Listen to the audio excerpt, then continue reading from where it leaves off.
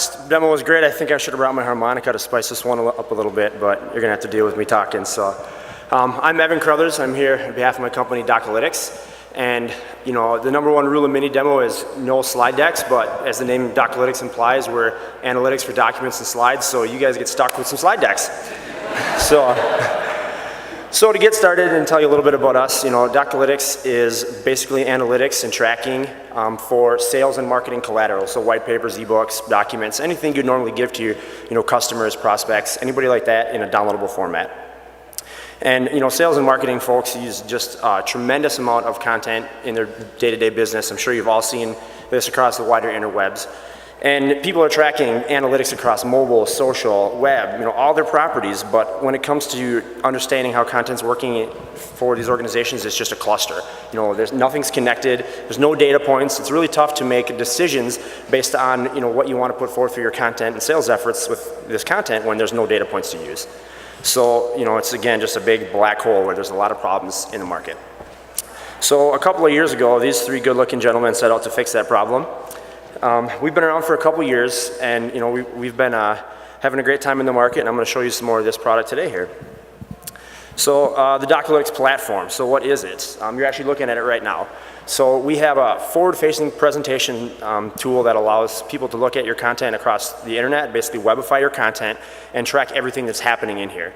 So actually, I think I just got an email here. Let's take a look. Yeah, ThinkGeek sent me their new product catalog. It's not attached to the email, it's a link to this content, so let's take a look at this. Perfect, so the new 2014 products. Let's go through this interactively together, because why not?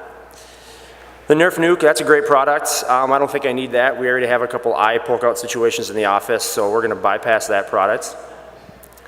The Mr. Beard Machine, that's all right. I kind of am pretty lacking in the beard growing department, so we're probably going to bypass that, though I could maybe use it. The flux capacitor car charger, I got a Mazda. That's probably not going to work in my model. The Dark Mage LED spellcasting staff. I'm sure about half of our audience has that at home in their closet already.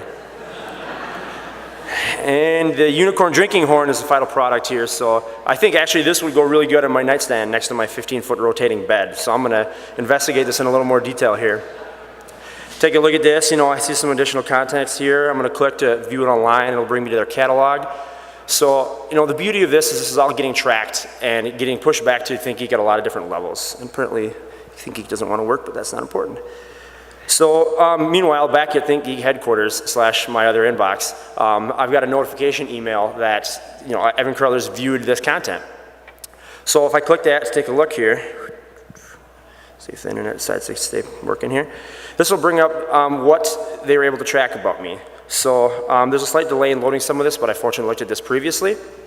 So this shows what I did and what I was tracked doing. So every document I looked at from ThinkGeek, all the activity I had in the content, what I did within that content. And so that didn't work correctly, but bear with me. So the beauty of this is then I can click into each individual piece of content, and this is a previous view session, but it shows how much time I spent within each piece of content. I'd already filled out this lead form, so you didn't have to see that, but that was actually some pertinent questions relating to the beard right. And this information here that shows, there's also heat map data that shows where I interacted within the content, and it's not going to show up because it's the wrong view session, but also shows link clicks that I would have done. So if I pull up the right one, it would show that I clicked that link to go to their website and continue looking at the content. So the beauty of that is, the sales guy, when he gets this, looks at it, he can say, all right, Evan's interested in, the unicorn drinking horn. He spent a lot of time looking at that slide and that section, clicked through to further pieces of our content. I can maybe send him some additional information about, the fairy blood you can put inside the unicorn drinking horn to keep, upsell him, or to customize my message to myself to try to, have a more tailored approach. So meanwhile, in ThinkGeek headquarters, there's somebody who's producing this content. They're writing all the copy, they're doing the design for the slide, they're spending a lot of time and resources putting this piece of content together, and traditionally they have no idea how it's working, how the salespeople are using it, how it's performing in the marketplace. So with Docalytics, all these aggregate metrics get floated to the top so that person can see how much activity the content had, what the general user trends and behavior are in the content, which pages are more engaging to the readers, where they're spending their time, where people tend to be bouncing within the content. Just a wealth of information to be the genesis to optimize this content, produce more applicable content in the future, and finally, data points so that they can spend their time doing their job more effectively. So that's the crux of the platform front to back. Give me 2 seconds here. I want to show you some fancy graphics if this decides to load up. Yeah, perfect. And I didn't touch on other stuff, so yeah, this is the right one. You can see I've been scored a 10 here because I've had a bunch of interaction. This helps you identify the people that engaged really highly with the content. Jump in here quick. One interesting thing we do is also track a bunch of activity in the content. So most cursor position, text selection, link clicks, a bunch of stuff that we mesh together to produce heat map data that really gives you kind of at a glance what somebody does in the content.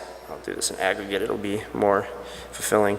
So you can see here, look, I'm spending time looking at this individual piece of content. This is really cool to look at for infographics because you can see how people kind of navigate through the content. You can see the links that were clicked within the content.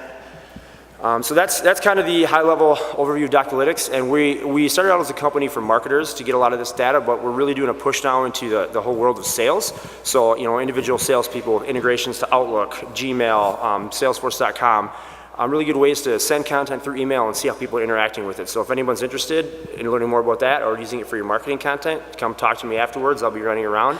And thanks for hearing me today, guys and gals.